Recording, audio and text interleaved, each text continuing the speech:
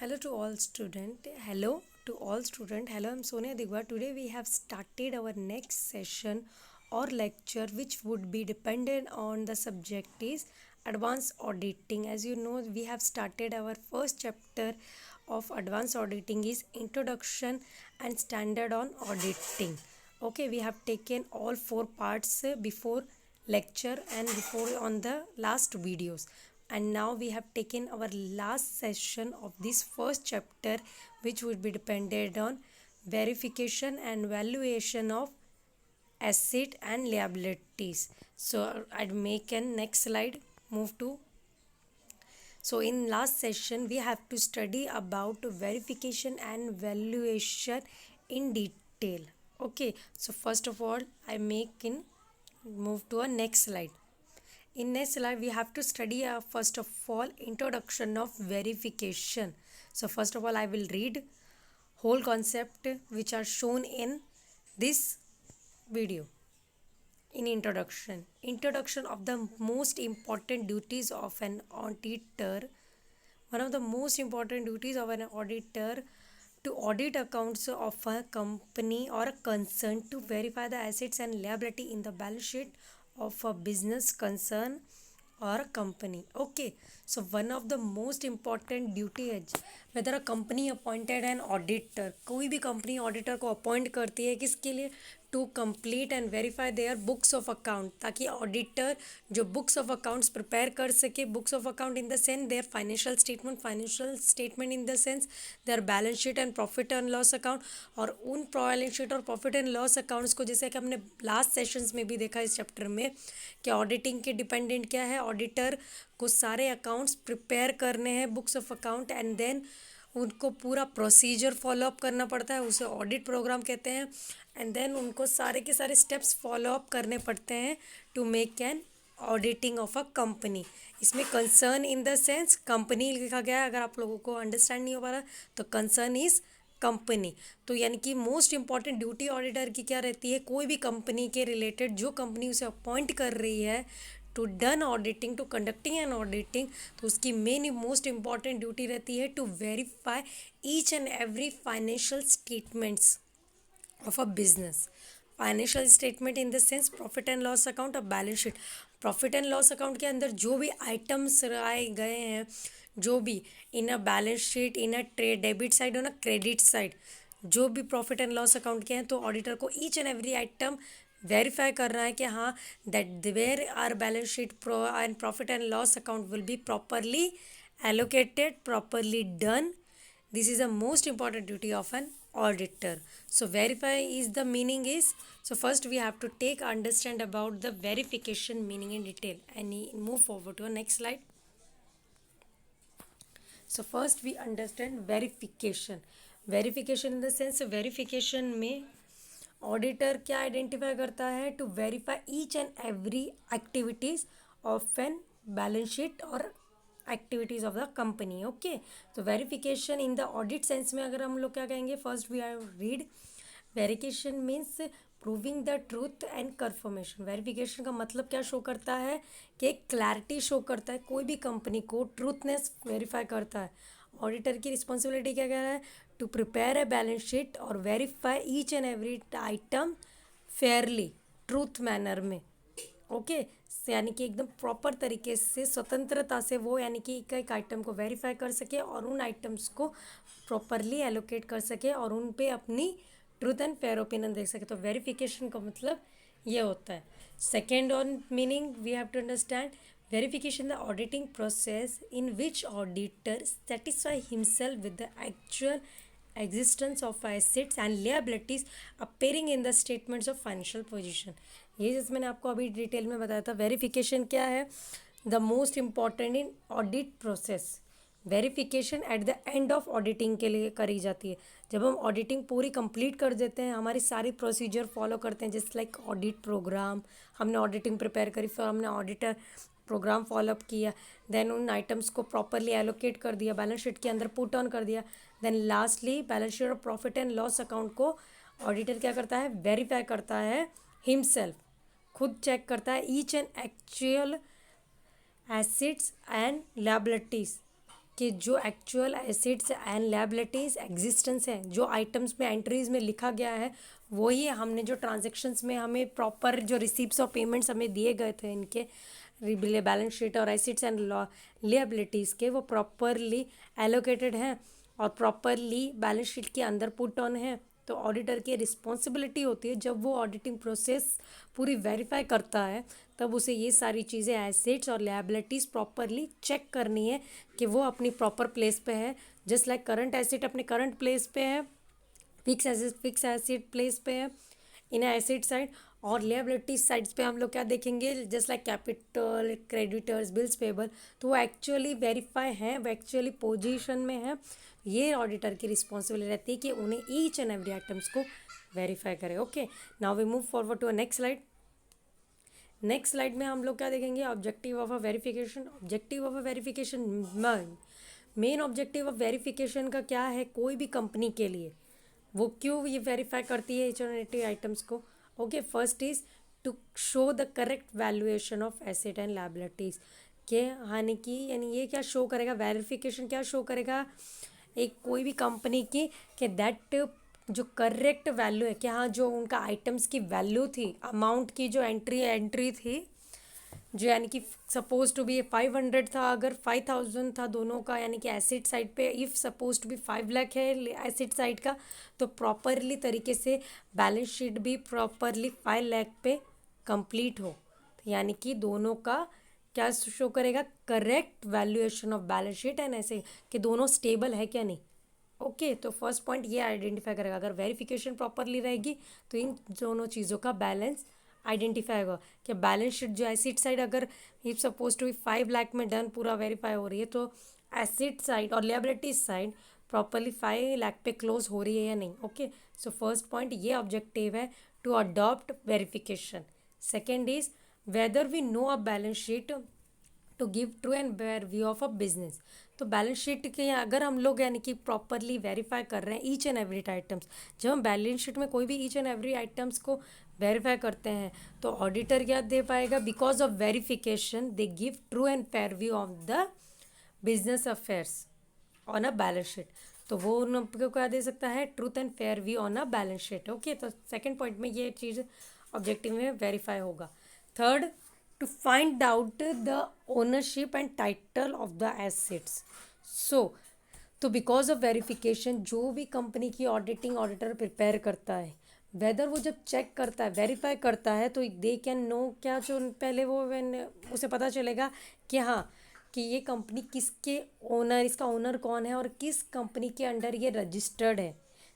जब वो प्रिपेयर करेगा कोई भी ऑडिट रिपोर्ट किसी भी कंपनी की, ओके, तो ये फर्स्ट वो वेरीफाई करेगा because of verification. Okay, then next to find out whether asset are existence. Okay, so ये वेरिफिकेशन से ये हमें क्या देखने को मिलेगा, जब ऑडिटर वेरीफाई करेगा बैलेंस शीट को तो इसी की वजह से वो क्या चेक कर पाएगा कि हाँ एसेट का एग्जिस्टेंस, कोई भी कंपनी की एसेट का एग्जिस्टेंस है क्या नहीं, एसेट मौजूद है या नहीं कंपनी में, कोई भी एसेट तरीके के फिक्स एसेट, करंट एसेट ये मौजूद है क्या नहीं कंपनी को, ये ऑडिटर वेरीफाई करेगा अपनी ऑडिटिंग प्रोसेस में, whether they are making an auditing. Okay, the next to deduct error and frauds if any.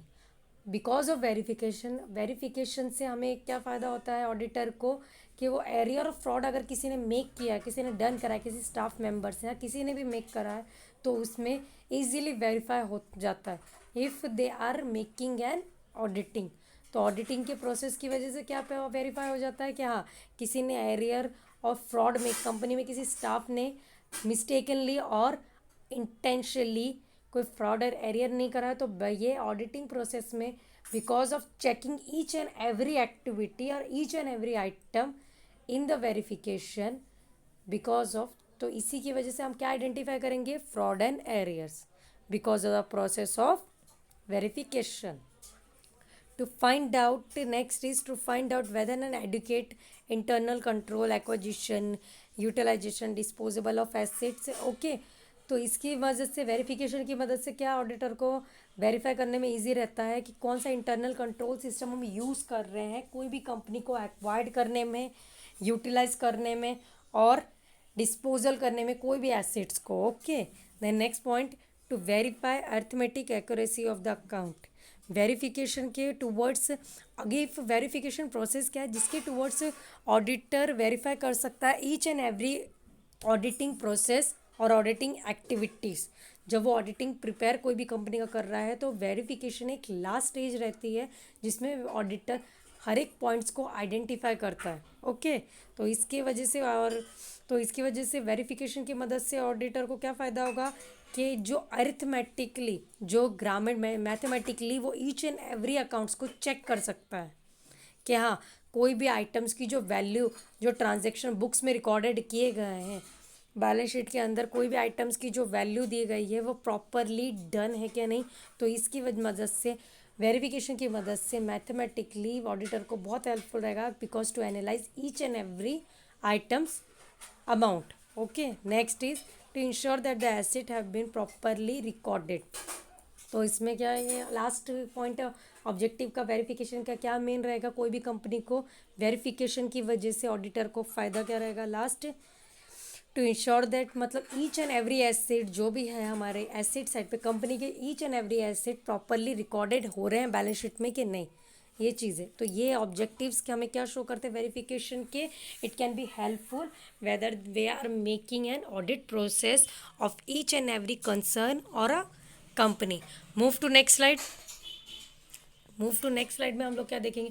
अभी हमने वेरिफिकेशन का पॉइंट ऑफ डिस्कस करा कि वेरिफिकेशन क्या है, एक लास्ट स्टेज है जब ऑडिटर पूरी ऑडिटिंग कर लेता है कोई भी कंपनी की, तब उसके बाद वो क्या आइडेंटिफाई करता है each and every item of a balance sheet जो उसने ऑडिटिंग करी है फाइनेंशियल स्टेटमेंट्स की कोई भी कंपनी की, तो वो उन चीज़ों को क्या करेगा, प्रॉपरली वेरीफाई करेगा. तो वेरिफिकेशन के अंदर ये सारे पॉइंट्स हम लोग डिस्कस करते हैं और वेरीफाई करते हैं ईच एंड एवरी. ऑडिटर की रिस्पॉन्सिबिलिटी होती है to verify balance sheet and profit and loss account. Okay, अब valuation is the process. Valuation क्या प्रोसेस है जो इनिशियल स्टेज में यूज़ होती है, जो बीच की प्रोसेस है. तो वैल्यूएशन हम क्या कहते हैं कि जो एसेट और लिएबिलिटीज़ की वैल्यू है, मतलब अमाउंट है, वो प्रॉपरली आइडेंटिफाई है कि नहीं. तो ये हम लोग कब एनालाइज करेंगे, बीच में, जब लोग we are making an auditing, तो हम स्टार्टिंग से वो ईच एंड एवरी आइटम को वैल्यू को आइडेंटिफाई करते जाएंगे. तो वेरिफिकेशन और वैल्यूएशन में ये डिफरेंस है. ओके, तो then we move forward to next slide. Valuation की मीनिंग क्या है अब जाए इसमें. Okay, valuation is the process of valuing the company's assets and liability for financial reporting purpose. Several valuation methods are used while preparing financial statement in order to value of assets, okay, और liabilities. तो valuation क्या रहेगा, valuation एक process है जिससे कोई भी company के हम लोग क्या आइडेंटिफाई कर सकते हैं, एसेट्स और लिएबिलिटी की वैल्यू, उसकी अमाउंटिंग की वैल्यू क्या है कि मतलब पर्टिकुलर आइटम की कितनी वैल्यू, कितना अमाउंट है, तो वो फाइनेंशियली हम लोग यूज़ करते. कोई भी कंपनी को वेरिफिकेशन की भी ज़्यादातर इंपॉर्टेंट रहता है and valuation. Because of valuation verification is not done. अगर कोई आइटम्स की वैल्यूएशन डन नहीं रहेगी तो verification is also not completed. तो सिविल अकाउंटिंग मेथड्स यूज़ करते हैं whether we are making and valuation of assets and liabilities. कोई भी फाइनेंशियल स्टेटमेंट्स हम लोग कंपनी का ऑडिटर जब भी प्रिपेयर करता है तब उसमें वो क्या देखता है कि ईच एंड एवरी आइटम्स बीच में पहले जब वो ऑडिटिंग करता है दैट कि जो भी हमें ट्रांजैक्शन ऑडिटर को दिए जाते हैं ट्रांजैक्शन और आइटम्स की वैल्यू दी जाती है that you should make recorded in the both financial statements. तो जब उसको ये आइटम्स रिकॉर्डेड करने के लिए दिए जाते हैं, कंपनी देती है ऑडिटर को, तो उसको पहले ऑडिटर क्या करेगा, पहले वैल्यू करेगा कि हाँ इस आइटम की वैल्यू कितनी है इन अ मार्केट सेंस और in a company purchase. Okay, तो ऑडिटर को क्या वेरीफाई करना रहता है, each and every item value properly. Okay, then last stage में उन चीज़ों को वेरीफाई करना रहता है. तो वैल्यूएशन और वेरिफिकेशन में ये डिफरेंस है. Now we move forward to next slide. Next slide में importance of verification and valuation of asset and liabilities of a company. तो कंपनी को वेरिफिकेशन और वैल्यूएशन की मेन मतलब फ़ायदा क्या रहता है, क्यों इंपॉर्टेंट है कंपनी के लिए verification valuation. Because of company मतलब कोई भी कंपनी कोई भी तरीके की हो, चाहे कोई भी, whether they are making appointed an auditor, जब वो ऑडिटर को अपॉइंट करती है तो वो ऑडिटर को क्यों अपॉइंट करती है? ताकि ऑडिटर उनकी फाइनेंशियल स्टेटमेंट को प्रिपेयर कर सके, उनको प्रॉपरली वैल्यू कर सके और वेरीफाई कर सके और गिव कर दे सके अपना opinion with a true and fair view. Okay, तो that's why company has been appointed as an auditor. तो फर्स्ट इंपॉर्टेंट क्या है? Verification valuation of asset and liability to show the actual financial position. तो verification valuation of asset and liability की मदद से हमें क्या शो करने को मिलता है ऑडिटर को? To show the financial position, actual financial position of a company, कि कंपनी की एक्चुअल फाइनेंशियल पोजीशन कैसी है, और मतलब यार इट कैन बी गुड और बैड। ओके, तो ये क्या शो करता है? Because of with the help of verification and valuation of assets and, और अगर हम वेरिफिकेशन में और valuation of each and every items asset in the recorded in asset and liability, अगर हम दोनों आइटम्स को प्रॉपरली रिकॉर्ड कर रहे हैं, प्रॉपरली क्लासीफाई कर रहे हैं, और दोनों तरीके से, दोनों मेथड से हम लोग क्लासीफाई कर रहे हैं, पहले हम उसको वैल्यू करते हैं, देन एंडिंग वेरीफाई करते हैं। अगर हमें प्रॉपर इन दोनों का यूज़ कर रहे हैं, वैल्यूएशन और वेरिफिकेशन का, तो इससे हमारी जो फाइनेंशियल पोजीशन क्या है, फेयरली हमें दिखेगी, हाँ करेक्टली हमें दिखेगी, तो it shows a actual financial position shows. Okay, second में because of with the help of verification valuation process, इसकी वजह से क्या हमें फाइंड आउट होगा? सेकेंड पॉइंट में real position of profit and loss account, कि हाँ रियल पोजीशन हम क्या देख सकेंगे कि हाँ नफ़ा हो रहा है और कितना नुकसान हो रहा है कंपनी को। ओके, बिकॉज ऑफ वैल्यूएशन और वेरिफिकेशन की हेल्प की वजह से हमें क्या आइडेंटिफाई होगा कंपनी को? Real position of a profit and loss account, कि कंपनी को नफ़ा हो रहा है या नुकसान हो रहा है बीच में और एंडिंग में। ओके, तो ये ऑडिटिंग जब हम लोग को balance sheet financial statement prepare करेंगे, दोनों प्रॉफिट एंड लॉस अकाउंट और बैलेंस शीट, और जब हम लोग balance sheet profit and loss account देखते हैं कंपनी का, तो because of verification valuation process से ये हमें रियल पोजीशन एनालाइज होगी कि कंपनी को कितना प्रॉफिट हो रहा है और कंपनी को कितना लॉस हो रहा है। Okay, then next third, to increase goodwill.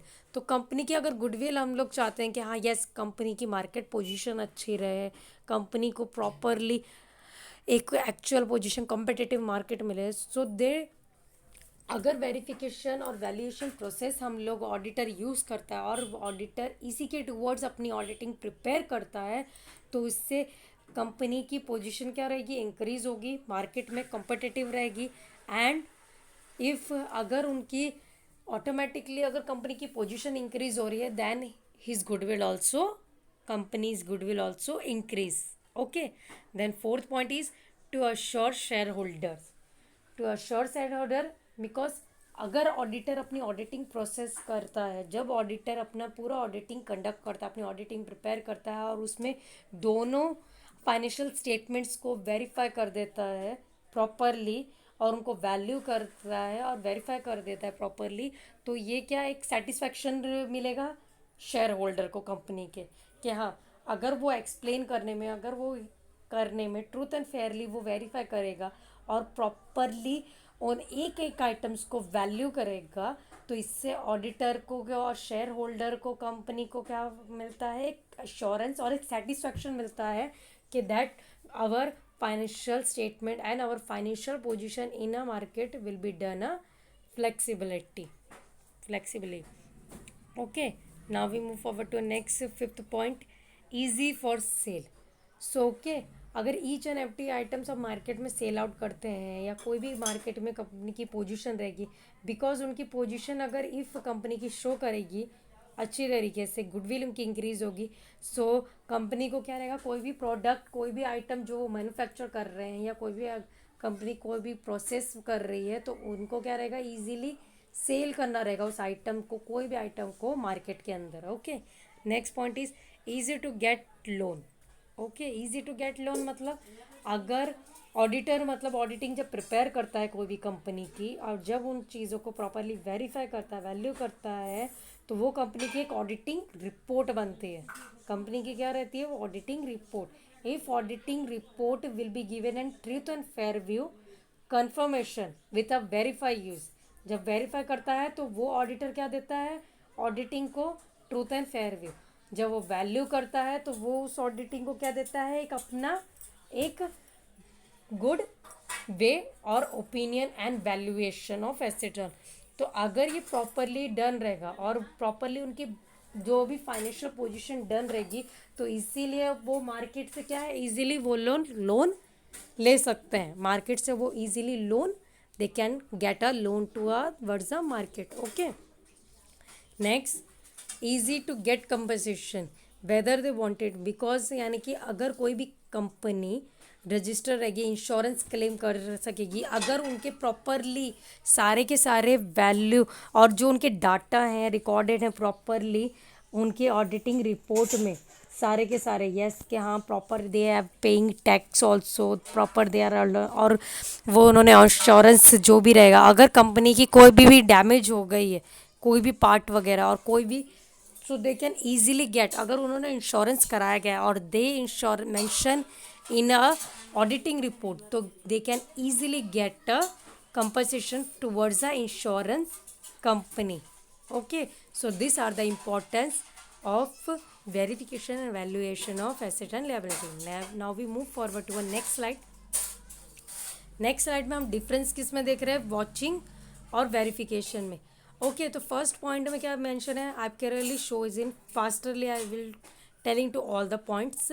Watching क्या है अभी हम लोगों ने एक डिस्कस करेगा था. वॉचिंग एक डॉक्यूमेंट्री एविडेंस है जिसके अंदर सारे वाउचर्स आइडेंटिफाई करे जाते हैं. Okay, verification is also a documentary evidence but in a physical form.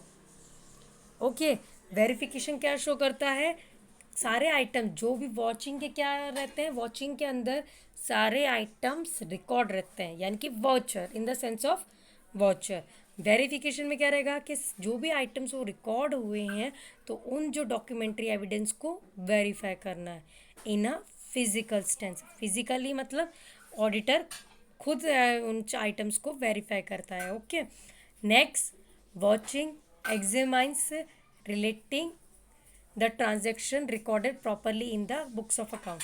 Watching क्या वेरीफाई करता है एग्जामाइन करता है रीड करता है पूरा रिव्यू करता है बुक्स ऑफ अकाउंट्स को that books of accounts each and every transaction properly recorded in a books of account just like voucher.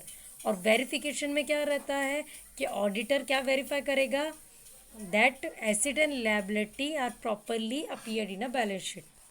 Okay, तो इनमें क्या डिफरेंस है वॉचिंग में ईच एंड एवरी एंट्री और ट्रांजैक्शन प्रॉपरली रिकॉर्डेड करना है books of account में. Okay, books of account में properly each and every items जैसे कैश बुक है बुक्स परचेज बुक्स है सेल बुक्स है तो ये आइटम्स को क्या देखना है that they items should be properly recorded. Verification में हम लोग क्या देखेंगे वेरिफिकेशन में we have to see that in a balance sheet asset and liabilities should be properly appear और प्रॉपरली रिकॉर्डेड. ओके, तो इन दोनों में ये डिफरेंस है. Books of account of each and every transaction are recorded in watching and verification we have to see there should be a balance sheet and profit in a balance sheet there should be asset and liability in the balance sheet should be properly recorded. Third, watching of books of account is done for the transaction for whole year. जो books of vouching के अंदर हम लोग क्या देखेंगे जो भी books of accounts हम रिकॉर्ड कर रहे हैं just like cash book sales book purchase books और अनदर बुक्स तो ये जो यानी कि ट्रांजैक्शन है वो पूरे साल डेली रिकॉर्डेड होते रहते हैं so they can be recorded for whole year. और वेरिफिकेशन हम लोग कब करते हैं उन सारे ट्रांजैक्शन का at the end. Okay, verification हम कब करते हैं एट द एंड. और वेरिफिकेशन में हम लोग क्या देखते हैं only we have to focus main on asset side और बैलेंस शीट साइड एसेट और liability side of balance sheet. Okay, so vouching में हम लोग क्या देखते हैं that each and every transaction which can be recorded in a books of account and in a verification that each and every item should B recorded in a balance sheet. Okay, then where auditor should be verify that each and every item should be recorded in a balance sheet at the end of year. In watching, they can be recorded each and every transaction for whole year in a books of account. Okay, तो इन दोनों में सिर्फ ये difference है. Then next is vouching initiate, यानी कि particularly asset की पोजीशन, जो भी मार्केट की पोजीशन है, एग्जिस्टेंस ऑफ एसेट्स, वो प्रॉपरली एलोकेटेड रहे ऑन देयर पर्टिकुलर पोजीशन. तो वॉचिंग क्या शो करेगा कि जो पर्टिकुलर एसेट है जो हम लोग यूज़ कर रहे हैं कंपनी, तो वो प्रॉपरली क्या रहेगा, पर्टिकुलर आइटम की पर्टिकुलर वैल्यूएशन होगी इन अ वॉचिंग. ओके, पर वेरिफिकेशन में क्या रहेगा, वेरिफिकेशन में ऑडिटर क्या सर्टिफाई करेगा, that asset should be existence, कि एसेट क्या मौजूद है. ऑडिटर की रिस्पॉन्सिबिलिटी क्या रहेगी कि वो वेरीफाई करेगा कि हाँ कंपनी के अंदर एसेट्स मौजूद है या नहीं है. ओके, कंपनी के अंदर एसेट की कोई भी प्रॉपर्टी, एसेट की कोई भी property in the sense plant and machinery, furniture, land and building, ये सब क्या है, एसेट्स हैं. कि हाँ ये सब मौजूद है कि नहीं है, ये एसेट साइड में ऑडिटर को वेरीफाई करना है इन अ ऑडिटिंग रिपोर्ट. और वॉचिंग के अंदर क्या है कि that particular asset must be in a position, कि हाँ कंपनी की पोजिशन अगर खरीदने की है, that they will can be verify and watch that items of assets. Okay, तो इन दोनों में ये चीज़ें डिफरेंस है जो वॉचिंग और वेरिफिकेशन के अंदर आइडेंटिफाई हुआ है. Then we move forward to next slide. In next slide, last slide में हमने देखा वॉचिंग एंड वेरिफिकेशन के अंदर डिफरेंस.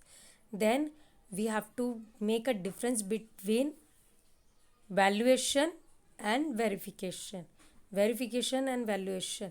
वेरिफिकेशन में क्या है, देख एडिटर यहाँ पे देखो दो, एक ये भी बताए गए हैं, एक डायग्राम लिख के देखो.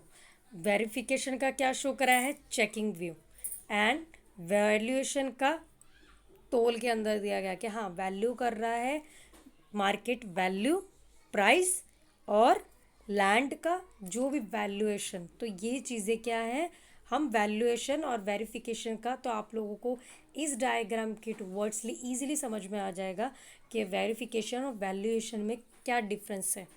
ओके, और हमें वेरिफिकेशन में क्या देखना रहता है और वैल्यूएशन में हमें क्या चीज़ें देखनी रहती हैं. Okay, so first is difference is in both aspects.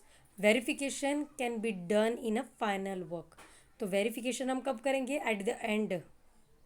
ये हमारा वेरिफिकेशन क्या रहेगा, हमारा ऑडिटर का फाइनल वर्क रहेगा. Okay, then valuation, valuation initial work रहेगा and it needed to verification. Okay, valuation क्या रहेगा, जैसे मैंने आपको बोला verification at the end auditor verify करता है ईच एंड एवरी आइटम्स को कि हाँ वो प्रॉपरली रिकॉर्डेड है क्या नहीं. और वैल्यूएशन में क्या रहता है कि ऑडिटर को क्या देखना रहता है कि हर एक आइटम की वैल्यू आइडेंटिफाई करनी रहती है पहले, और फिर उस आइटम की जब वो वैल्यू आइडेंटिफाई कर देता है ना कि हाँ पर्टिकुलर आइटम की वैल्यू अमाउंट इतना है, तो फिर एट द एंड उसको क्या रहता है, उन आइटम्स को वेरीफाई करना रहता है. Eight the and they can verify whether because of valuation verification is not completed. Okay, एक चीज़ याद रख लो, वैल्यूएशन के बिना verification is not done because of. Okay, second point, verification is the work of auditor.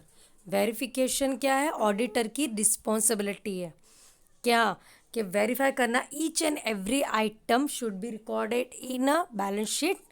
Okay, तो ये auditor की responsibility है कि वो वेरीफाई करे, तो ये ऑडिटर की रिस्पॉन्सिबिलिटी है verification. Valuation is the work concern by the authority और बोर्ड. तो वैल्यूएशन किसका रहता है work, it can B company most of, और उस कंपनी के बोर्ड ऑफ अथॉरिटीज़ का, कि वैल्यू दे ऑडिटर को कि हाँ ऑडिटर को ये सारी वैल्यू चेक करनी है, वेरीफाई करनी है. देन ओके, तो valuation it can B depended on the company and verification, जो के दोनों का वर्क क्या है, verification is the duty of auditor. Okay, and valuation is the duty of company. Okay, third point is verification is made at the end of year. Okay, तो verification हम कब करेंगे, जब हम पूरी ऑडिटिंग कर लेंगे, कोई भी कंपनी की पूरी ऑडिटिंग हम हो जाएगी, हमारी कंप्लीट हो जाएगी ऑडिटिंग रिपोर्ट, तब वो ऑडिटर क्या करेगा, वेरीफाई करेगा each and every activities at the end of the year. Okay, जब वो पूरी ऑडिटिंग कर लेगा then they will be verify they are item at the end of the year. And valuation का डिफरेंस क्या है? Valuation throughout the year हम लोग हर एक आइटम की करते रहते हैं। ओके, क्योंकि हर एक आइटम को and then item will be recorded in a balance sheet और अ फाइनेंशियल स्टेटमेंट्स। ओके, तो ये दोनों डिफरेंस है, वेरिफिकेशन एंड वैल्यूएशन। ओके, तो ये डिफरेंस और आपको ये डायग्राम के टूवर्ड्स इन दोनों के बीच में डिफरेंस समझ में आ गया होगा। Okay, now we move forward to a next slide. Next slide में हम लोग क्या क्लासीफाई करेंगे? एसेट्स को, कि एसेट कितने टाइप्स में क्लासीफाई होते हैं। जैसे कि हम लोगों ने लेक्चर्स में भी हम लोगों ने डिस्कस किया था कि fix asset can be divided into 4 categories. Okay, तो एसेट, मोस्ट ऑफ एसेट कौन कौन से यूज़ होते हैं? हम करंटली कोई भी कंपनी यूज़ करती है फिक्स एसेट और करंटली एसेट यूज़ करती है, but now intangible asset also use और फिक्टिशियस एसेट ऑल्सो यूज। तो ये 4 टाइप्स है एसेट्स के। It can B classify in fix asset. You know that fix asset कौन कौन से कंपनी के, that company can be use for long term period. Company long term period के लिए फिक्स एसेट को यूज़ करती है। और फिक्स एसेट कौन कौन से हैं? Just like plant and machinery, land and building and furniture and fixtures. Okay, तो इट कैन बी, ये क्या है हमारे फिक्स एसेट्स। ओके, और करंट एसेट्स हमारे कौन कौन से हैं जो हमें करंट पर्पस के लिए यूज, शॉर्ट टर्म पर्पस के लिए। ओके, शॉर्ट टर्म पर्पस के लिए हम लोग उन एसिड्स को यूज़ करते हैं। शॉर्ट टर्म पर्पस इन का period in the sense 1 to 2 years only. Okay, तो ये कौन कौन से, ये एसिड्स कौन कौन से हैं हमारे? Just like debtors, stock.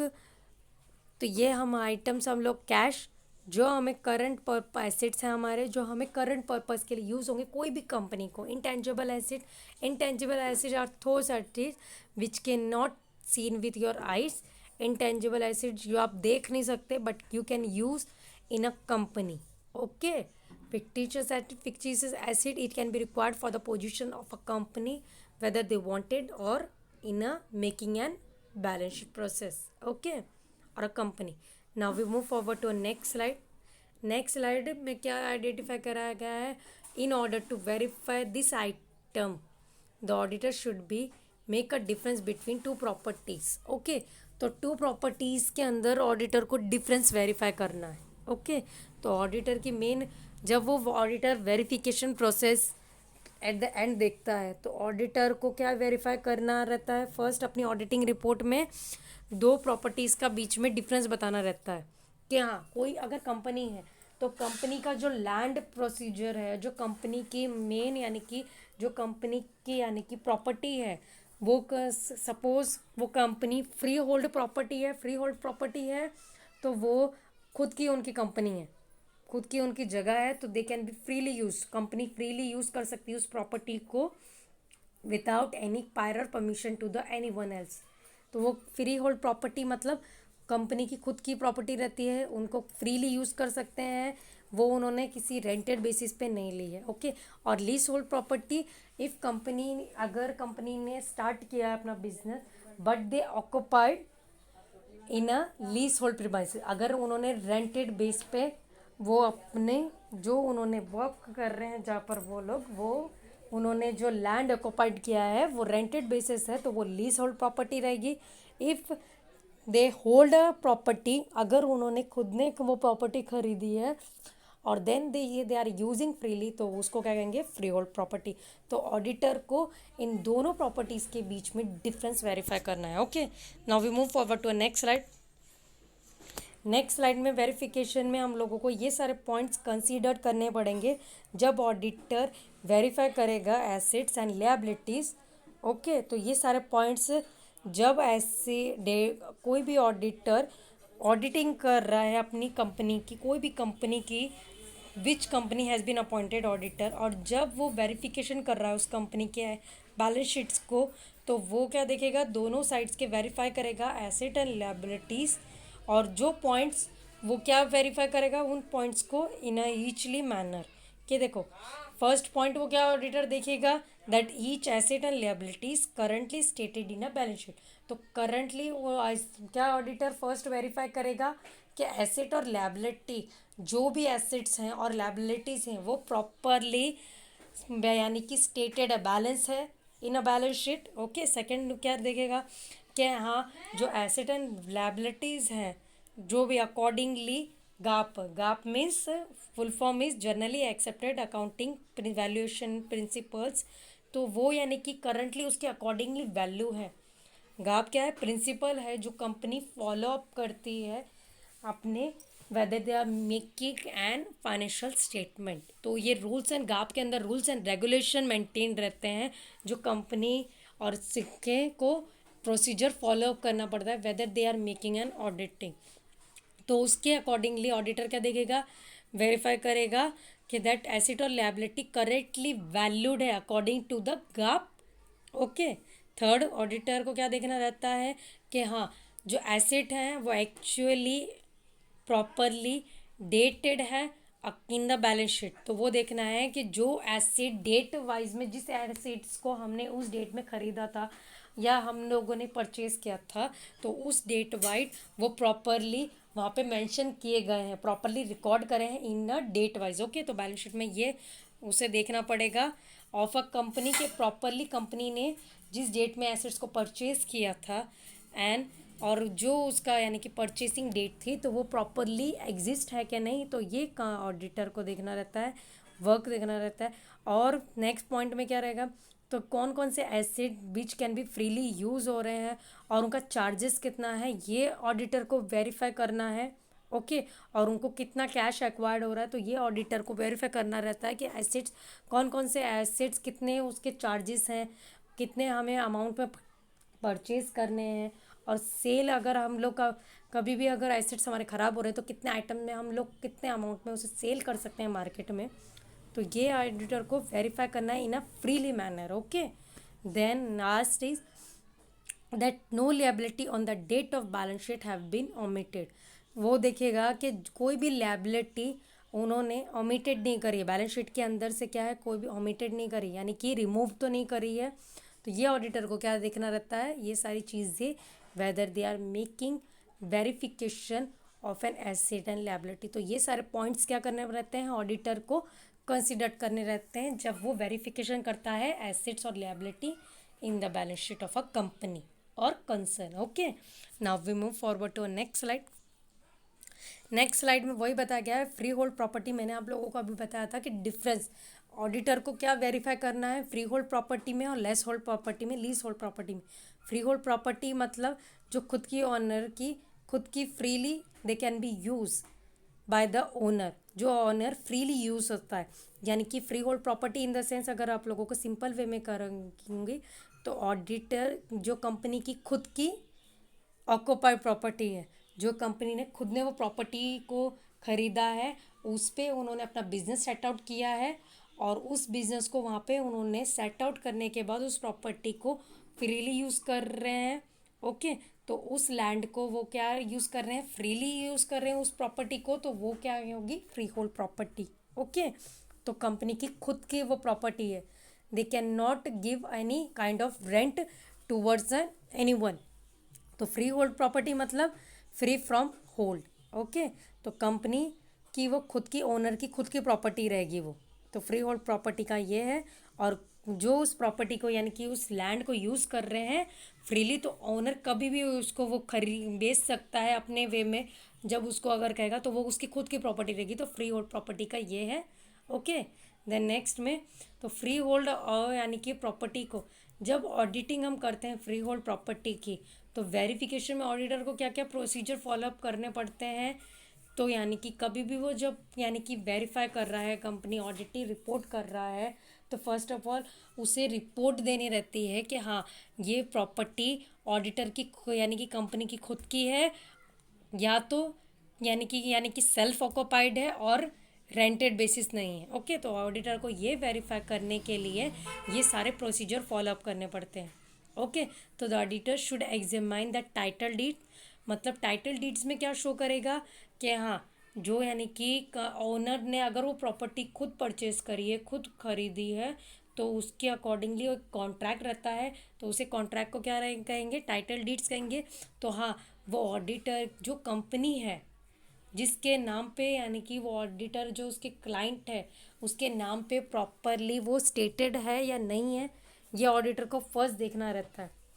Okay, then secondly in case of properties mortgage, अगर वो प्रॉपर्टी उधार पे है यानी कि मॉर्गेज यानी कि लोन यानी कि उसे कहीं यानी कि लोन के ऊपर है वो property, so he should obtain a certificate of mortgage to the effect of title deeds in their position. अगर कंपनी यानी कि अगर कंपनी और प्रॉपर्टी अगर उस कंपनी प्रॉपर्टी है तो अगर वो मॉर्गेज यानी कि लोन बेसिस पे है तो वो उसका क्या रहेगा, एक मॉर्गेज सर्टिफिकेट शो करेगा, ऑडिटर वेरीफाई करेगा ताकि जो उसके टाइटल डीड पे वो वेरीफाई कर सके कि हाँ, तो ताकि कंपनी की वो पोजीशन दिखाएगा कि हाँ कंपनी की सेल्फ ऑक्युपाइड है और मॉर्गेज है in the basis of, if it is third point में, if it is purchase correspondent and broker note should be examine.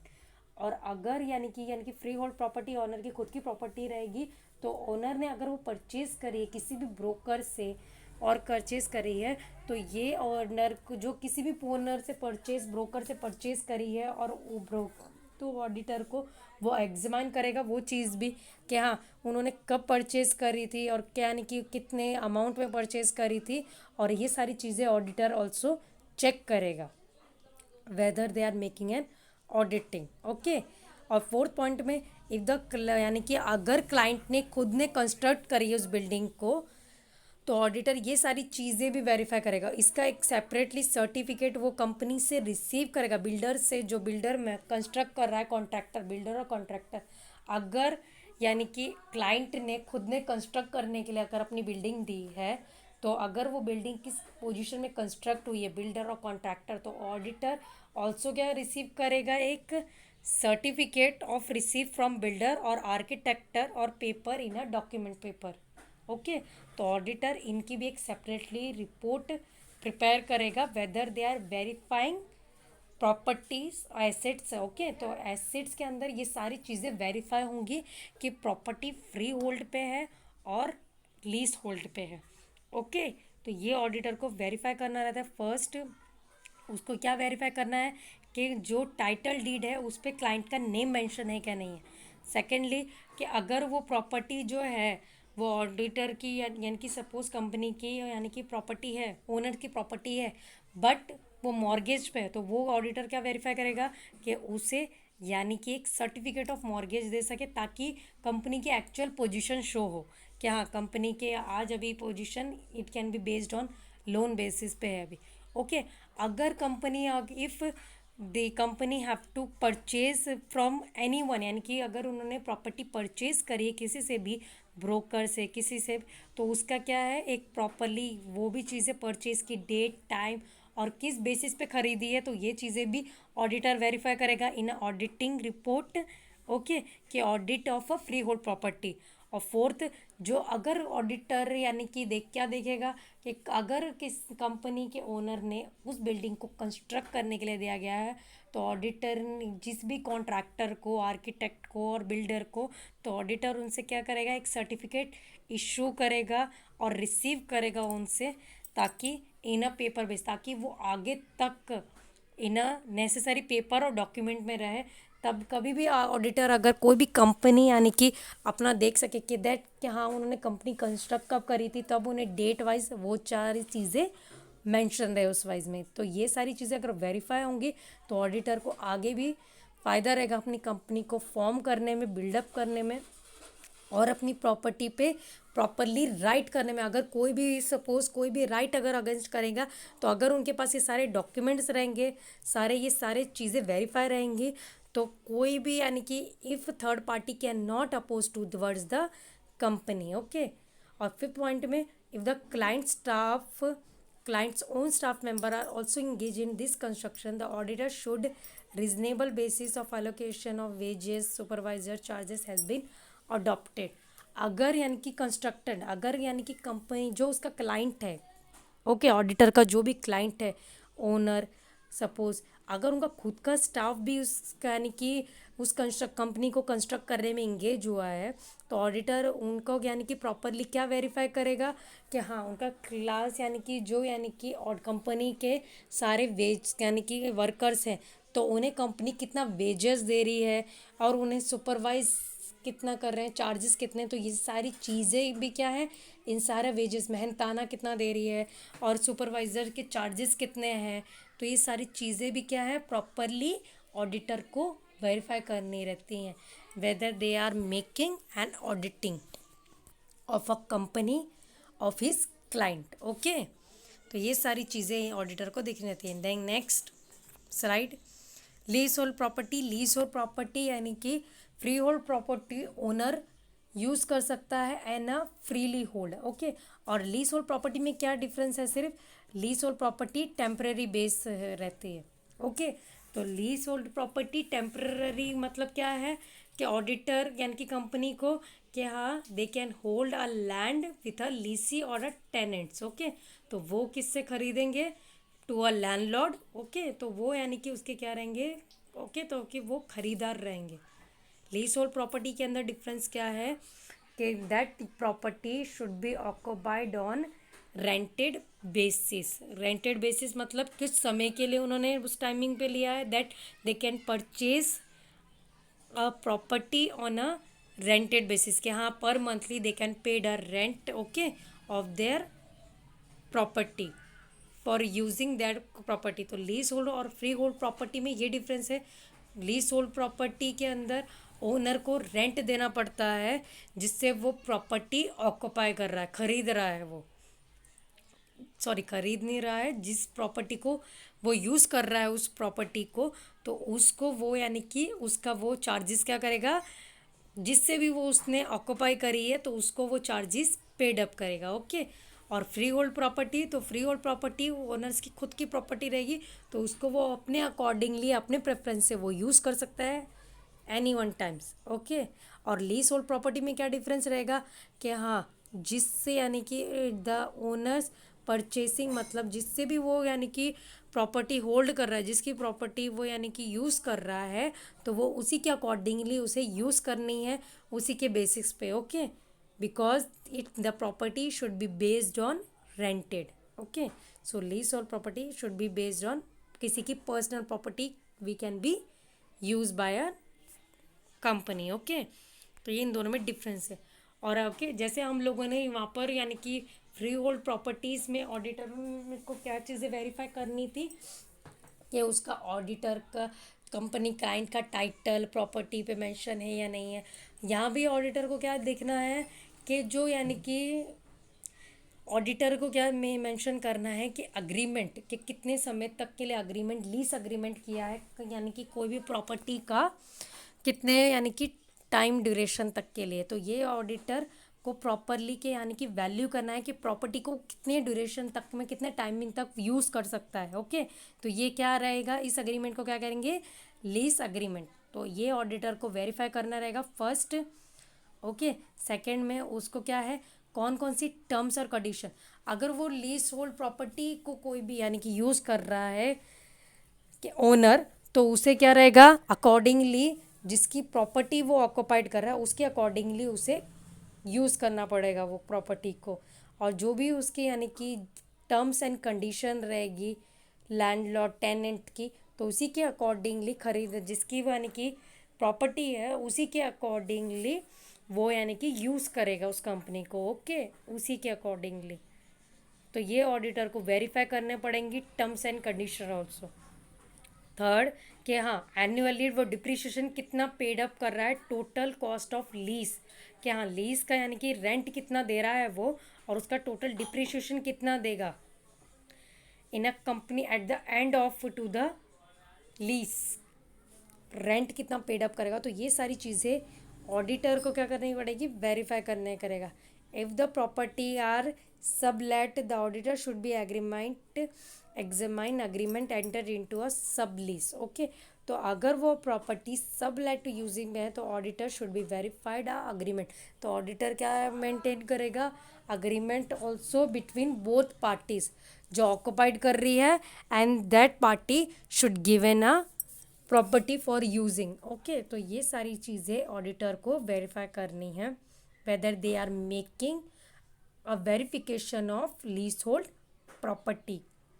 If the asset of building the tax paid and repair made for the usement of operating expenses auditor should be treated so use.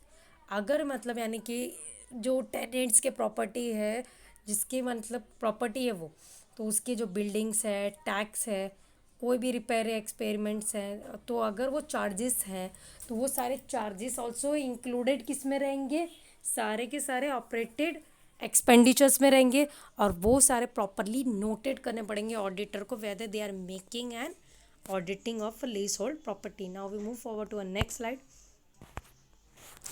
Next slide पे हमें क्या बताया गया है, acids ही बताए, because verification में हम लोग एसिड्स ही वेरीफाई कर रहे हैं इन अ बैलेंस शीट। एसिड्स और लिएबिलिटी हम लोग वेरीफाई कर रहे हैं। तो अभी हम लोगों ने फ्री होल्ड और लीज होल्ड प्रॉपर्टी वेरीफाई करेगी थी। देन ऑडिटर को ऑल्सो क्या वेरीफाई करेगा, फर्नीचर फिक्चर्स एंड फिटिंग। तो furniture fixture and fittings this are your fix asset. तो ये क्या है, आपके फिक्स एसेट है।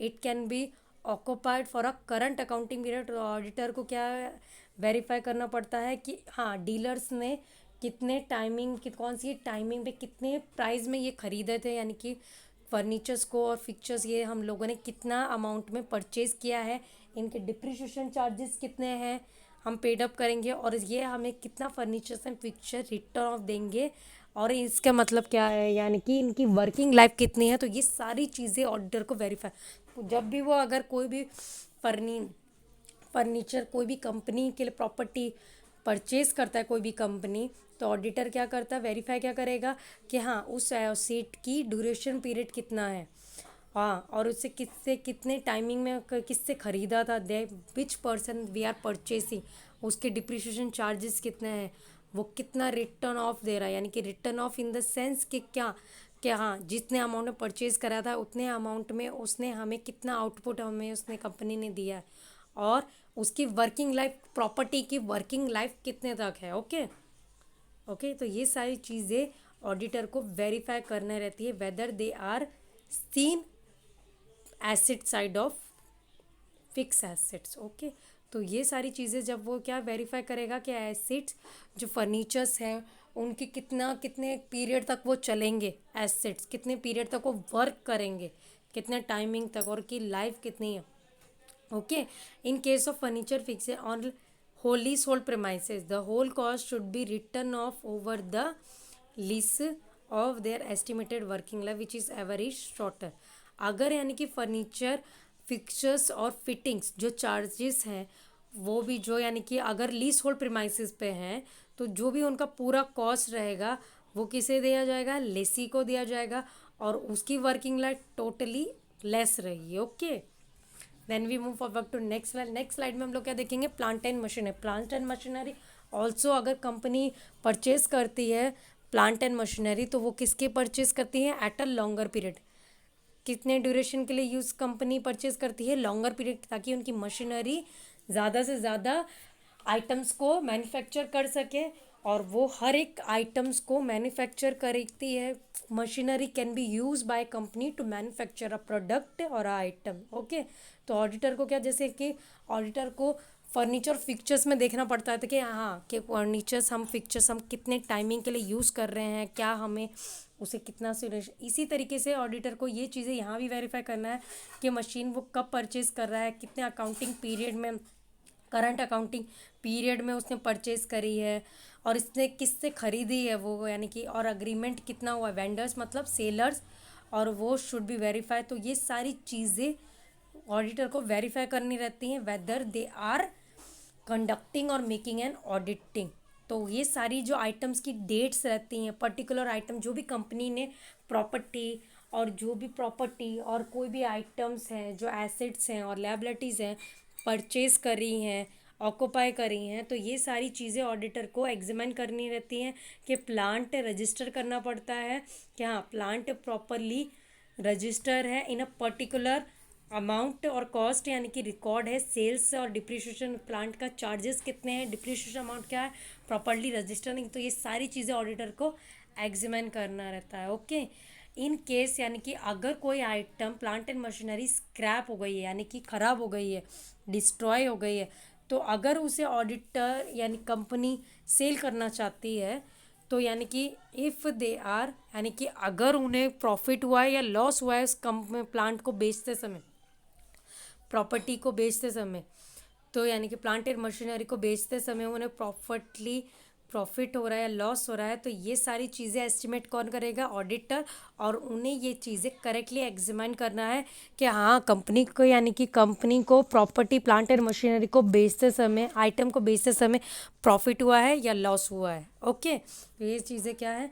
ऑडिटर को वेरीफाई करनी पड़ेगी। Okay, goodwill, goodwill is shows the companies position. अगर गुडविल कब बैलेंस शीट के अंदर शो करते हैं हम लोग?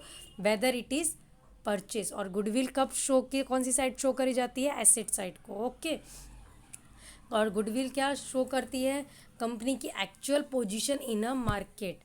But if the price paid for goodwill not for fix in a contract for sale of sales, the amount of goodwill will be difference the total purchase price and other aggregate valuation less liability over a vendors. Okay, goodwill अगर हम लोग क्या show करेगी? Market position. अगर goodwill हम लोग purchase कर रहे हैं, ओके, तभी वो कौन से साइड पे शो करेगी? एसेट साइड पे।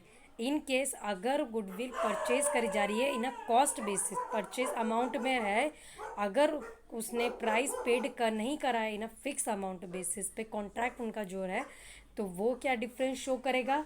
टोटल परचेज प्राइस में और जो एग्रीड वैल्यूएशन हमने किया है वेंडर से खरीदते समय, जितना हमने वैल्यूएशन में खरीदा था उस प्रॉपर्टी को और गुडविल को, तो वो चीज़ें एलिफाइड किसे करेंगे? ऑडिटर को वेरीफाई करनी है कि लियाबिलिटीज़ और एसेट, तो इसकी वजह से हमारी जो लियाबिलिटी साइड है वो क्या हो जाएगी? लेस हो जाएगी। Okay, then we move forward to a next slide. Next slide में we have to take in investment. Investment में हम लोग क्या चीज़ देखेंगे? That investment is shown as government security. Investment will include government securities, shares, debenture, etcetera. When the number of investment is very large, the auditor should be asked for schedule of investment. Investment in the sense यानी कि company किस में investment कर रही है, किस चीज़ों में इन्वेस्ट कर रही है, कोई भी तरीके की ऑडिटर कोई भी कंपनी की ऑडिटिंग प्रिपेयर करता है तो उसे फर्स्ट ऑफ ऑल ये भी देखना रहता है कि कंपनी ने कौन कौन सी चीज़ों में इन्वेस्ट किया है। क्या उन्होंने कोई गवर्नमेंट एक्टिविटीज़ में इन्वेस्टमेंट किया है, गवर्नमेंट सिक्योरिटी में इन्वेस्ट करा है, क्या उन्होंने स्टॉक एक्सचेंज में शेयर्स वगैरह में कोई भी शेयर्स उन्होंने ऑक्यूपाई करे हैं, कितने परसेंट में शेयर करें, या डिबेंचर है। तो ये इन्वेस्टमेंट क्या शो करती है कि कंपनी इन चीज़ों में इन्वेस्टमेंट कितने अमाउंट में उन्होंने इन्वेस्टमेंट करी है। तो इन्वेस्टमेंट कभी भी कोई भी कंपनी अगर करती है तो इन अ वेरी लार्ज अमाउंट में इन्वेस्ट करती है।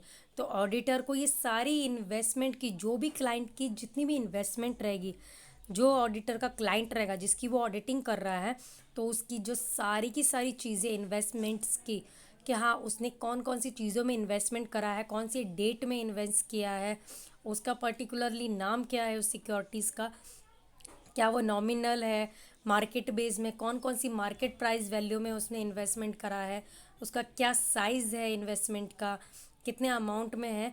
तो ये क्या करेगा? He should see asset has been separately shown in the balance sheet. तो ये क्या रहेगा? इन्वेस्टमेंट सेपरेटली शोन करेगी कि हाँ इन्वेस्टमेंट उसने कौन कौन से आइटम्स में करी है और कितने अमाउंट में करी है, तो ये बैलेंस शीट के एसेट साइड में सेपरेटली ऑडिटर शो करेगा। Okay, now we move forward to next slide. Next slide में हम लोग क्या वेरीफाई करेंगे? Verification and valuation of trade creditors. Creditors में क्या हम लोग क्रेडिटर्स, ट्रेड क्रेडिटर्स देख रहे हैं, तो क्रेडिटर्स ऑटोमेटिकली हम लोग क्या वैल्यू कर रहे हैं? वैल्यू और वेरीफाई कर रहे हैं लिएबिलिटीज साइड पे। अभी तक हम लोगों ने वेरीफाई क्या करे थे? एसेट साइड के item. Then we move forward to a liabilities side of item. तो ऑडिटर को क्या देखना रहता है? Correctly that liability side it should be dependent on purchase. Okay, asset, okay, asset और liabilities में आप लोगों को डिफरेंस पता है। एसेट क्या है? ओन प्रॉपर्टी रहती है कोई भी कंपनी की जो वो परचेज करती है। ओके, एसेट क्या है? कंपनी परचेज करती है। And liability they can borrow, मतलब उधार पे लेती है और परचेज करती है। Okay, they can borrow from a any one side. Okay, from a company, loan, किसी से भी लेती है, तो ओके लिएबिलिटी से रहते हैं। The correctness of liability depends on the correctness of purchase. The auditor should compare the percentage of gross profit to purchase the previous year to verify the correctness of purchase. तो trade creditors में auditor क्या verify करेगा कि हाँ उसने कितने amounts में liabilities को परचेज किया था, ओके और क्या करेक्टली वेरीफाई करेगा कितने परसेंटेज। तो इसके लिए उसे क्या देखना पड़ेगा कि हाँ कितने अमाउंट में ग्रॉस प्रॉफिट हुआ है कंपनी को। तो ग्रॉस प्रॉफिट क्या शो करेगा, it will be net profit. जैसे हम प्रॉफिट एंड लॉस अकाउंट हम करते हैं तो पहले हम लोग trade balance sheet, trade profit, trading account prepare करते हैं। ट्रेडिंग अकाउंट क्या शो करता है, ग्रॉस प्रॉफिट। फिर वो ग्रॉस प्रॉफिट अकाउंट हम कहाँ पुट ऑन करते हैं, we have to put on balance sheet credit side. और बैलेंस शीट क्रेडिट साइड में अगर वो अमाउंट हम पुट ऑन करते हैं तो इससे हमें क्या, हमारा में ऐसे डेबिट साइड मिलता है नेट प्रॉफिट। तो नेट प्रॉफिट डायरेक्टली ट्रांसफर कहाँ होता है, it can be transfer to a liability side in a capital, okay. तो इसकी वजह से हम लोग प्रॉपरली ऑडिटर क्या कंपेयर करेगा, the percentage of gross profit which can be shows in previous year. तो ये करेक्टनेस ऑडिटर को वेरीफाई करेगा कि हाँ उसने कितने अमाउंट में परचेज करेगा। सेकेंडली ऑडिटर को क्या शेड्यूल कि हाँ उसने कौन कौन से क्रेडिटर्स हैं और उन्हें किन किन वे में वेरीफाई करेगा कि बैलेंस उन्होंने ऑडिटर्स ने, क्रेडिटर्स ने कौन कौन से लेजर्स एस्टीमेट रिसीव करे हैं from any one side, okay. तो ऑडिटर को ये सारे शेड्यूल्स वेरीफाई करने पड़ेंगे, ओके। थर्ड पॉइंट में ऑडिटर्स को क्या चेक करना पड़ेगा कि purchase book, purchase sales book, purchase return book और उनके जो इनवॉइसेस है, क्रेडिट नोट्स है, he should be properly posted on ledgers. तो ये क्या रहेगा, ट्रेड क्रेडिटर्स में वेरीफाई रहेगा कि परचेज बुक के यहाँ के अंदर परचेज रिटर्न और परचेज यानी कि जो भी आइटम्स हैं उनके नोट्स हैं, उनके जो ओपनिंग है आइटम्स हैं जो परचेज बुक में वो प्रॉपरली चेक हैं और लेजर के अंदर प्रॉपरली बैलेंस है, ओके। तो ऑडिटर को ये चीज़ें वेरीफाई करनी है। और फोर्थ में ऑडिटर क्या देखेगा, he should examine the goods inward book to be ensure the goods purchase have been properly received. इसमें ऑडिटर क्या चेक करेगा, दैट कि जो उन्होंने आइटम रिसीव, क्रेडिटर्स में क्या रहेगा, जो आइटम उन्होंने रिसीव किए हैं, okay, the goods they have to purchase. तो परचेज से जो आइटम्स उन्होंने रिसीव किया है वो प्रॉपरली एग्जीक्यूटेड है और प्रॉपरली एग्जामाइन है, रिकॉर्डेड है बुक्स के अंदर। तो ये ऑडिटर की रिस्पॉन्सिबिलिटी रहती है कि उन आइटम्स को प्रॉपरली वैल्यू करे और वेरीफाई करे, okay, that item should be properly place on asset side और बैलेंस शीट साइड, ओके। तो ये ऑडिटर को वेरीफाई करना रहता है। Now we move forward to next side में फिफ्थ पॉइंट उसका क्या है, he should hold all purchases made during the accounting year. तो यानी कि क्या है, फिफ्थ पॉइंट में क्या है, ट्रेड क्रेडिटर्स ऑफ वेरिफिकेशन। तो ऑडिटर को क्या देखना है कि कोई भी आइटम्स उसने परचेज किए हैं पूरे साल के अंदर ड्यूरिंग द ईयर, मतलब कोई भी आइटम्स उसने प्रॉपरली हैं तो वो प्रॉपरली रिकॉर्डेड है, specially eight the end of year. वो जब ऑडिटर वेरीफाई करता है तब क्या देखता है कि हाँ वो प्रॉपरली आइटम जो हमने 20 पूरे साल में आइटम खरीदे थे, कोई भी आइटम्स हमने परचेज किए थे वो प्रॉपरली रिकॉर्डेड है या नहीं है उस पर्टिकुलर प्लेस पे, ओके। 6 में ऑडिटर का एग्जामिन क्या करेगा कि कितना डिस्काउंट उन आइटम्स को अलाउड किया गया था ड्यूरिंग द पीरियड और उनका क्रेडिट बैलेंस इक्वल है क्या नहीं है, ओके। तो ऑडिटर ये सारी चीज़ें भी, डिस्काउंट भी एग्जामिन करेगा। Secondly third seventh, in case of hire purchase. तो अगर कंपनी हायर परचेज हमने कोई भी आइटम को किया है तो ऑडिटर को क्या है, क्या एक कंडीशन वेरीफाई करनी पड़ेगी, हायर परचेज एग्रीमेंट होगा उस प्रॉपर्टी का, जिस प्रॉपर्टी को अगर वो यूज़ कर रहे हैं कोई भी आइटम्स को, क्रेडिटर्स को, तो उसका एक प्रॉपरली अग्रीमेंट हो ताकि उस अग्रीमेंट को वो यूज़ कर सके और कंपनी को दिखा सके whether they are showing their auditing report at the end to the company, okay. Then eighth, he should examine that proper entries from starting to ending properly।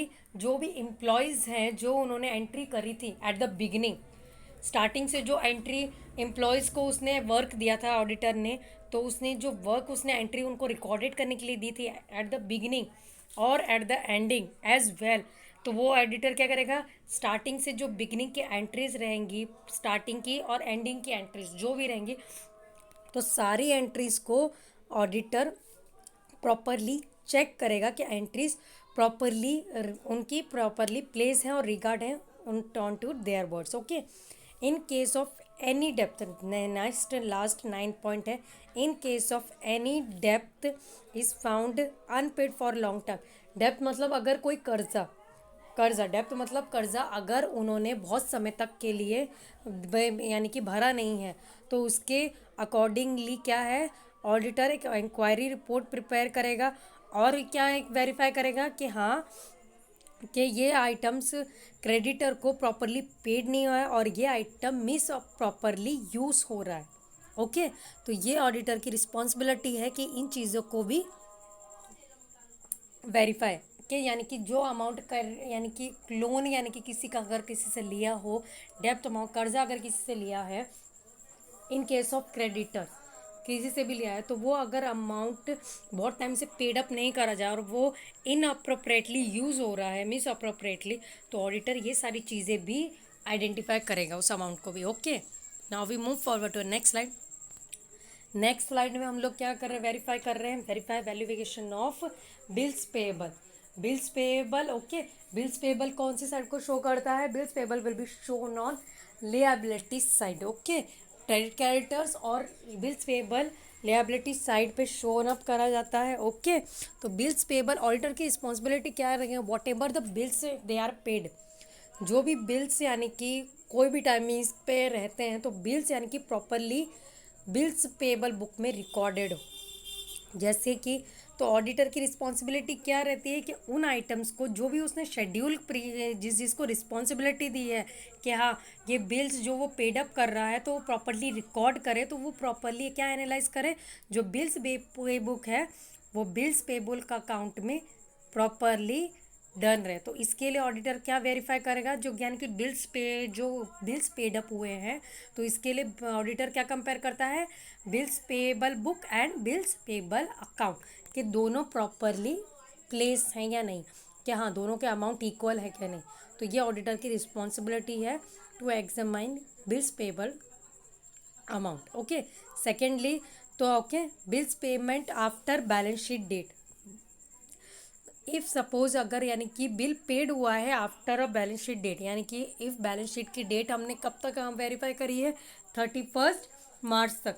अगर 31 मार्च के बाद बिल पेड हो रहा है और वो आप लोगों ने entry, you can mention the entry before, okay, और वो एंट्रीज उसने पास करी है ना कैश बुक वे में, तो ये एंट्री ऑल्सो ऑडिटर की रिस्पॉन्सिबिलिटी है इस चीज़ को प्रॉपरली एलोकेट करे, बैलेंस शीट में मेंशन करे कि that bill should be pass after a balance sheet will be examine, कि हाँ उसने बैलेंस शीट चेक करी थी और बिल सब तक पेड अप नहीं हुआ, ये भी ऑडिटर को वेरीफाई करना रहता है in their audit report. Okay, next third point is the auditor should B obtain confirmatory statement from the drawers directly with the permission of his client। Okay, तो जिससे यानी कि ऑडिटर क्या रहेगा, एक कंफर्म स्टेटमेंट, मतलब कंफर्म स्टेटमेंट मतलब क्या है, एक कंफर्म उससे एक आइटम स्टेटमेंट लेगा प्रॉपरली, कि जो ड्रॉवर डायरेक्टली ड्रॉवर से लेगा। ड्रॉवर आप लोगों को, जैसे आप लोगों ने पता है ड्रॉवर ड्रॉइंग एंड पे, तो उससे क्या करेगा, they could be contain a confirmatory statement, उससे वो कंफर्म करेगा कि हाँ मुझे ये बिल पेड अप किया है इस टाइमिंग पे ड्यूरेशन में with the permission of client. तो ऑडिटर प्रॉपरली उनसे एक कंफर्मेटरी एक स्टेटमेंट भी ले सकता है with the permission of his client. Okay, next 4 point, he should pay special attention to the bills that should be have paid between the date of balance sheet and the date of his auditing have been duly written in the books। Okay, तो auditor की most of क्या यानी कि auditor most of यानी कि क्या है, special attention किसको सबसे ज़्यादा देता है, अमाउंट पेड अप को बिल्स के, हाँ कि बिल्स प्रॉपरली टाइम पे पेड अप है कि नहीं है, और कौन सी यानी कि बिल्स की जो डेट है, हम बैलेंस शीट की हमारी जब जिस डेट पे हम अपनी बैलेंस शीट क्लोज कर रहे हैं, डन कर रहे हैं, कि उसी के अकॉर्डिंगली हमारा ये बिल पेड अप हुआ है कि नहीं है और टाइम पे, और उसकी ऑडिटिंग प्रोसेस, तो ऑडिटर ये सारी चीज़ें प्रॉपरली वैल्यू करेगा, वेरीफाई करेगा, और फिर उसको पूरा बिल को चेक करके वेरीफाई करके फिर उसे बुक के अंदर वो राइट डाउन करेगा that he should mention that bill should be paid up in the bills payable account और बिल्स पेबल बुक। ओके, तो ये सारी जो रिस्पॉन्सिबिलिटी किसकी रहेगी, auditor should pay a special attention towards a bills paid. Okay, whether they are making an auditing। Next slide में auditor क्या, एक मिनट, ऑडिटर की क्या रिस्पॉन्सिबिलिटी है कि जो भी इंटरेस्ट जो पेड करे गए हैं और इंटरेस्ट अमाउंट जो पेड अप नहीं भी करे गए हैं, तो उन चीज़ों को प्रॉपरली देखें कि हाँ इंटरेस्ट जो अमाउंट है, जैसे लाइक इंटरेस्ट रिसीव और इंटरेस्ट रिसीव और पेड जो भी टाइम पर, इफ़ इंटरेस्ट यानी कि बाकी हैं, पेड अप करने बाकी हैं, और if interest are not be paid on time और डेट, तो ऑडिटर को ये सारी चीज़ें क्लियरली मेंशन किस में करनी रहेगी, अपनी लिएबिलिटी साइड पे। Okay, in a balance sheet. तो ये ऑडिटर की रिस्पॉन्सिबिलिटी रहेगी कि हाँ वो अमाउंट मेंशन करे that interest amount is not paid, तो वो अमाउंट क्या बैलेंस शीट के अंदर लिखा रहेगा लिएबिलिटी साइड पे, that interest due to unpaid. Okay, तो ये item auditor should be place on liability side of balance sheet. Okay, तो ऑडिटर की क्लियरली रिस्पॉन्सिबिलिटी है कि वो ये अमाउंट भी प्रॉपरली वेरीफाई करें। Okay, next 6 point, in case of stock exchange company, अगर कोई स्टॉक एक्सचेंज कंपनी है तो द ऑडिटर क्या एग्जामिन करेंगे, जो बोरोविंग पेपर पावर्स है, जो किसी से उन्होंने पावर्स क्या है खरीदी है, यानी किसी से उधार में ली हैं, बोरोविंग पर द ऑडिटर की जो पावर्स रहेंगी, the auditor should examine the power which can B company purchase, यानी कि किसी से उधार में ले रहे हैं, बोरो मतलब किसी से खरीद रहे हैं, किसी से ले रहे हैं उधारी में, तो ये कंपनी को ये जो चार्जेस हैं, रजिस्टर चार्जेस क्या हैं, ये should be register whether they are conducting and register they are company.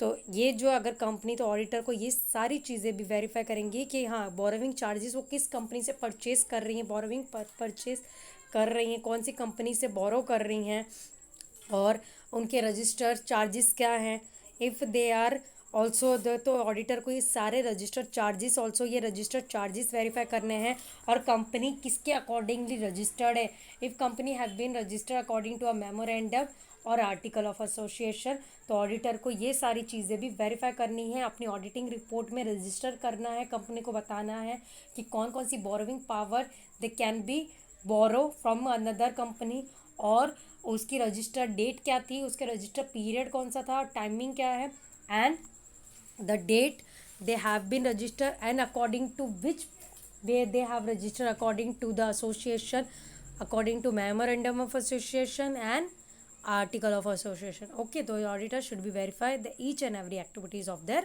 company। 7th point है last, it should be seen that the interest on loan has been paid up to date। okay, जो loan interest amount है, जो loan company ने और कोई भी यानी कि कंपनी, जो ऑडिटर को क्या चेक करना है कि अगर कंपनी ने लोन लिया है कोई भी बैंक से या कहीं से भी loan, they can contain a loan from any one side, अगर उन्होंने कहीं से लोन किया है तो जो उसका इंटरेस्ट अमाउंट क्या है, जो उनका loan, if they company have to purchase 5 up to 15 lakh amount है, यानी कि उन्होंने लोन लिया है, तो जो उसका इंटरेस्ट अमाउंट रहेगा, इफ़ दे हैव टेकन 10% उन्होंने उसका करा, तो 10% उसका जो भी अमाउंट, जो इंटरेस्ट अमाउंट है वो प्रॉपरली उस डेट पे उन्हें पेड अप करना पड़ेगा। तो ऑडिटर को ये सारी चीज़ें भी वेरीफाई करनी है, और ये क्या अमाउंट वेरीफाई करना है कि हाँ जो डेट में उन्होंने, यानी कि जो डेट उन्होंने मेंशन करी गई है बैंक ने उन्हें उस अमाउंट को पेड अप करने के लिए, कि हाँ उसके अकॉर्डिंगली वो कंपनी का पेड अप कर रही है, क्या लोन से पेड अप कर रही है नहीं कर रही, ये सारी चीज़ें ऑडिटर को वेरीफाई करनी है और प्रॉपरली रिकॉर्डेड। और if company has not paid तो वो अनपेड अकाउंट में यानी कि रिकॉर्ड होगा। If that amount is not recorded तो वो unpaid account books of account में रिकॉर्ड होगा। तो that's responsibility of an auditor should maintain whether they are making and auditing. तो वेरिफिकेशन वैल्यूएशन में ये सारे एक्सपेक्ट हम करेंगे। वेरीफाई ऑडिटर की मोस्ट ऑफ रिस्पॉन्सिबिलिटी रहेगी। तो इन दोनों के अंदर जो भी डिफरेंस रहेगा ये आप लोगों को वेरीफाई करना है। वेरिफिकेशन वैल्यूएशन, वेरिफिकेशन और वैल्यूएशन में क्या डिफरेंस है, इसमें पूरे पॉइंट्स में हम लोगों ने डिस्कस किया है। We have to learn about this points. Verification at the end, जब ऑडिटिंग हमारी कंप्लीट हो जाती है पूरी की पूरी, तो एट द एंड ऑडिटर को each and every item verify करने रहते हैं। ओके, देन वैल्यूएशन में क्या है, कंपनी को जो ऑडिटर को वो अमाउंट वैल्यू करने के लिए देंगे, ईच एंड एवरी एक्टिविटी जो देंगे ऑडिटर को अमाउंट्स वगैरह, तो वो उन चीज़ों को ऑडिटर वैल्यू करेगा। देन उन चीज़ों को जो उसने प्रॉपरली वैल्यू करें तो उन चीज़ों को बाद में वो वेरीफाई करेगा। ओके, तो ये सारी चीज़ें ऑडिटर को मिक्सअप करनी रहती हैं। Okay, so in this session only this points we have discuss. Okay, तो इसके आपको डिटेल एक्सप्लेनेशन आपको लोगों को दिया गया है and you should learn also. तो आप आज हमारा ये first chapter, we have to completed our first chapter. So ये लास्ट पार्ट था आपका फर्स्ट चैप्टर का। First chapter of advanced auditing is introduction on standard auditing. Okay, so ये पार्ट पहले आएगा। जो हमारा लास्ट फोर्थ पार्ट है मैंने आपको दिया था इंट्रोडक्शन ऑफ यानी कि ऑडिटिंग स्टैंडर्ड के अकॉर्डिंगली, ये उससे पहले आता है, but I have uploaded that video before this. Okay, so for that ये आप लोगों का लास्ट पार्ट रहेगा फर्स्ट चैप्टर का। आप लोगों को इस पूरे यानी कि जो भी हमारे लेक्चर्स हुए हैं 5 लेक्चर्स, इनके नोट्स प्रिपेयर करने हैं। You should have to make a notes also for this. आप लोगों को सारे के सारे नोट्स प्रिपेयर कर रहे हैं इन सब के, और आप लोगों को फिर इसके नोट्स प्रिपेयर करने के बाद आप ये सारे नोट्स आप लोगों को हेल्प करेंगे आपको एग्ज़ाम्स में, because this question is also asked in exam also. Many times this question will be asked, so you can learn for all these questions. Okay, in this session we have done also. So thanking you for this session. Watch this video in a detailed way. Thanking you to all students.